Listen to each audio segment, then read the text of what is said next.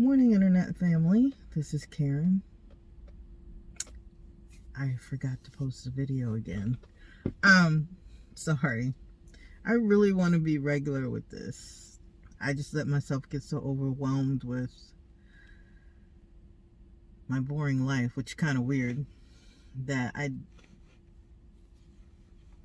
forget or let things slip. So, what do I want to talk about today? I need to just write down a bunch of questions or subjects in my journal so I'm not sitting here off the cuff every week, or what's supposed to be every week. But something that I was thinking about was how Jehovah's Witnesses talk about that they don't have a clergy and laity class, that everybody is the same or equal in the organization. And I don't know if I 100% believe that. My experience, my personal experience, is that there are hierarchies. Maybe not set in stone or written into the policies, but there are hierarchies. And if you were a part of the organization for any length of time, you know there is. You have your district overseer, under him the circuit overseer, and then you have the congregation elders who also have positions. You have the at least when I was still in, it was called the presiding overseer. I know they changed the name of that position or title, but I don't remember what it was changed to. And then you have the secretary, and I can't remember. I can't remember. I think field service overseer, the school overseer,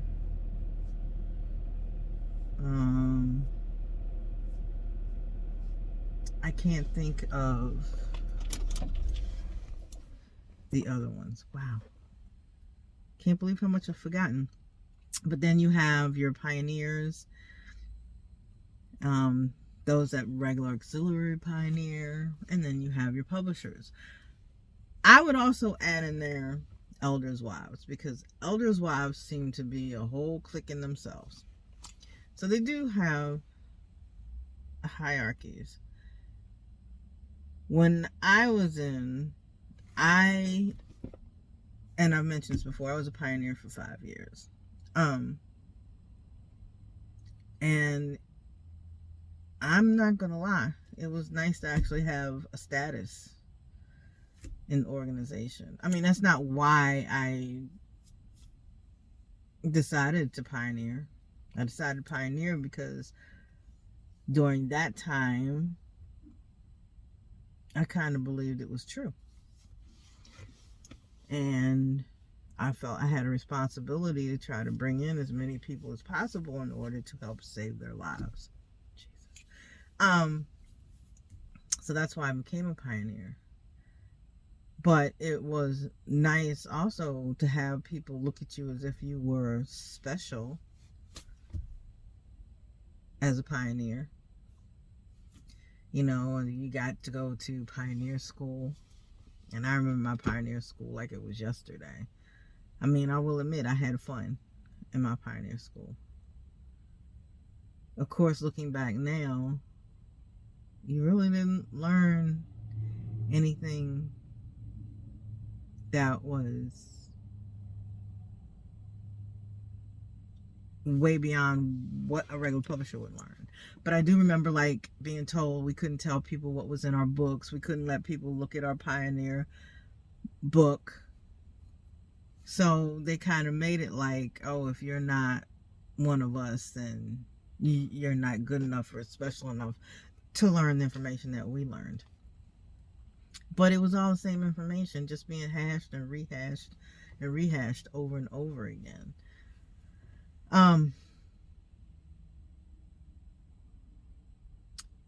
But the thing is, should it even have been like that, where you had these different hierarchies? Because I remember people feeling left out when they would have gatherings and it was just the pioneers. Or if it was just, the servants. And that kind of stuff did go on. I even remember, like, in the congregation I was in Florida, all the married people would have things and would never invite the single friends. And I remember being at the hall once after the meeting and some people was talking about some place that they all went. And I was like, oh, I didn't hear about that. Nobody asked us. And the sister who was telling everybody about their great time said to me, well, you and your friends, you are all single. And this was for the married people. Or those that, were engaged or coupled up. And I remember feeling the heat rise up on my neck because I was so mad. And I said something in the vein of to her that we're not supposed to have cliques in the congregation. And you shouldn't be leaving people out. How are they supposed to feel like they're part of the congregation if you do that? And I told her, I said, so we as single people, we can have stuff and not even give you all a second thought. And she just kind of looked at me. I mean, I almost dared her to say something.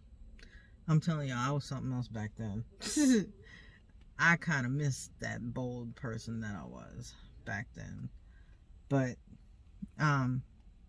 that was one thing. But yeah, they do have hierarchies. And for me, I was so into that, being a pioneer, that I had needed surgery. Major surgery. But that would mean, because I didn't have health insurance, I would have to go back to work at least 5 more hours a week in order to be eligible for the insurance. So I kept putting it off. And this is and I know that a couple of the elders in the congregation was aware of my situation, but I just wasn't coming off that list. I mean, they tried to talk to me, like, well, you need to take care of yourself. I just didn't even pay no attention to them, because my thing was like, oh, well, you know what? I'm doing Jehovah's work. He'll take care of me. He won't let anything happen to me. So we were at our circuit assembly, and I remember the circuit overseer, who I was close to, who was our first black one, and why can't I remember his name? I cannot for the life of me remember his name, and as close as I was to him and his wife. Anyway, he came up and he talked to me. He pulled me aside and he wanted to talk to me, and he was like, Sister Sibre, Karen, I heard that you have a medical situation that you really need to take care of. You need to seriously consider, coming off the list for a little bit, get your insurance, get your surgery, get yourself together, and then come back. Needless to say, I was mad and I was fighting that one. I didn't want to. So he said to me, he said, if you know that you can take care of something that could seriously harm you or even cause your death, and you didn't do what you needed to fix that Jehovah could also hold you blood guilty for your own life and view it sort of like a suicide. Okay, so I hadn't thought about it like that. So after that talk with him, I decided to come off the list for a little bit so I can get my insurance, so I can get my surgery.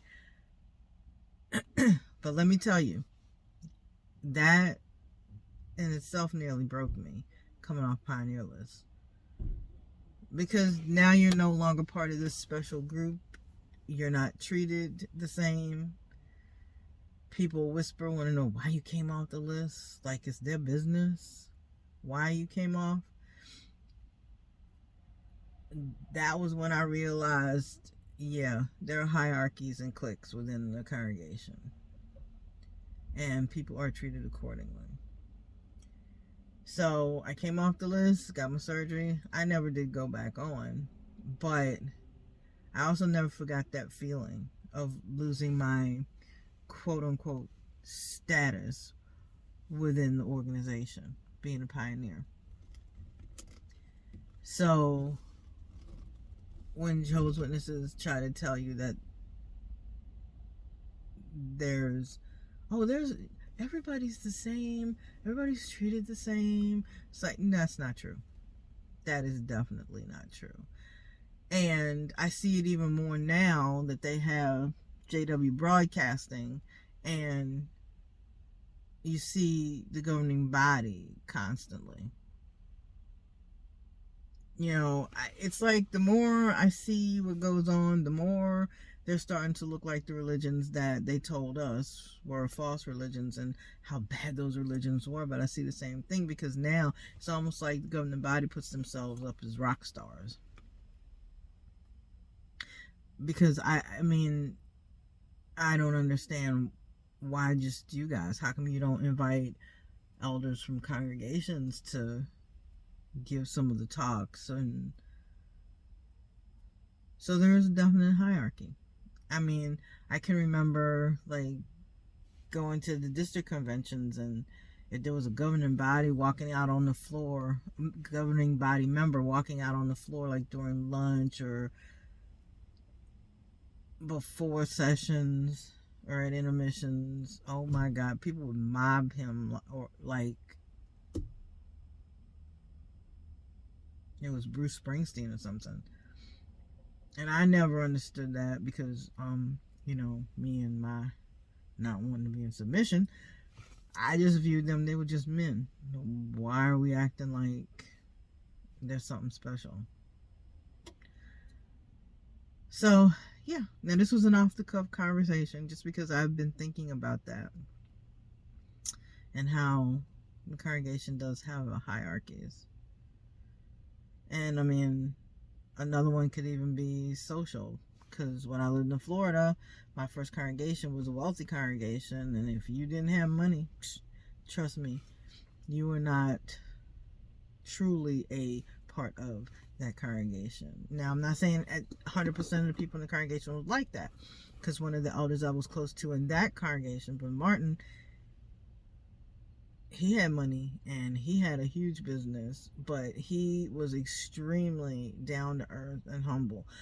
But I wouldn't say that that was because of the religion. That was because of his life prior to the religion. I mean, he had fought in Vietnam War, I think it was, because it was Vietnamese he spoke. And I think all his experiences and the things he went through before is what made him the person that he was. But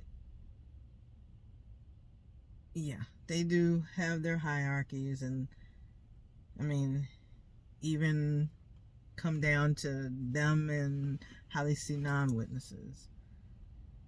Now, I that may have changed, but I know when I was coming up, we loved calling people goats.